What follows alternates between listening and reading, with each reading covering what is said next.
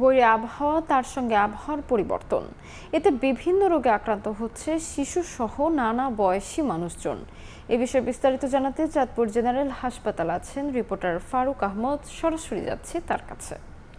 ফারুক, কিন্তু আবহাওয়ার একটা পরিবর্তন, কখনো গরম আবার কখনো ঠান্ডা, তার মাঝে কিন্তু নানা রকম রোগে আক্রান্ত হচ্ছে শিশুসহ বৃদ্ধরা। তো এই মুহূর্তে আছি আমি চাঁদপুর 250 শয্যা বিশিষ্ট জেনারেল হাসপাতালে, যেখানে নির্ধারিত যে ওয়ার্ডগুলো আছে সেই ওয়ার্ডের বাইরেও যেই করিডোর আছে সেই করিডোরগুলোতে এখন আমরা যদি দেখাতে চাই যে সেখানে কিন্তু রুগীতে একবারে ঠাসা। অর্থাৎ আমরা যদি বলি চাঁদপুর 250 শয্যার যে হাসপাতাল, সেই হাসপাতালে এই মুহূর্তে 4 শতাধিক রুগী আছে বিভিন্ন ওয়ার্ডে, বিশেষ করে শিশু, নারী এবং পুরুষ যে ওয়ার্ডগুলো আছে। এর বাইরেও যে হামে উপসর্গ নিয়ে যারা ভর্তি হচ্ছে তাদের সংখ্যা তো আছেই।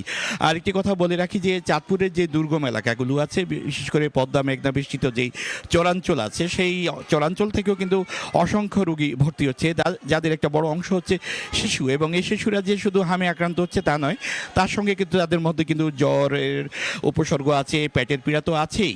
আর বয়স্ক যারা, তাদের মধ্যেও কিন্তু শ্বাসকষ্ট সহ অন্যান্য রোগে আক্রান্ত হচ্ছে। যেমনটি আমরা দেখি যে ঋতু পরিবর্তন হলে শীতের শুরুতে এরকম একটা পরিস্থিতি হয়, তার মতোই কিন্তু বলা যেতে পারে যে এখন চাঁদপুরের এই স্বাস্থ্য পরিস্থিতি বিরাজ করছে। আমরা হাসপাতাল কর্তৃপক্ষের সঙ্গে কথা বলেছি, তারা বলেছেন যে এই দেশের যেই 30টি উপজেলাকে হামের উপদ্রুত এলাকা হিসেবে ঘোষণা করা হয়েছিল, সেই তার মধ্যে কিন্তু চাঁদপুরের 2টি উপজেলা আছে, সদর এবং হাইমচর। সেই 2 উপজেলা যে হামে শিশুরা আক্রান্ত হচ্ছে, তাদের যে সংখ্যা, অর্থাৎ গত 31শে মার্চ থেকে আজ সকাল পর্যন্ত 1053 জন শিশু যারা হামে আক্রান্ত হয়েছে। আর চাঁদপুরে হামের আক্রান্ত শিশুদের জন্য বিশেষায়িত একটি ওয়ার্ড চালু করা হয়েছিল, 25 জন রোগী যেন চিকিৎসা নিতে পারে। সেখানে এই মুহূর্তে 40 জন শিশু তারা হামে আক্রান্ত, তারা কিন্তু চিকিৎসা নিচ্ছে। সবচেয়ে স্বস্তির কথা হলো যে চাঁদপুরে এখন পর্যন্ত শিশুর অনাকাঙ্ক্ষিত কোনো মৃত্যুর ঘটনা ঘটেনি যারা হামে আক্রান্ত হয়েছে।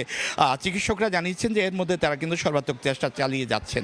এ ছিল আমার কাছে চাঁদপুর 250 শয্যা হাসপাতাল থেকে চাঁদপুর হাম এবং অন্যান্য রোগের উপসর্গ নিয়ে সবশেষ তথ্য।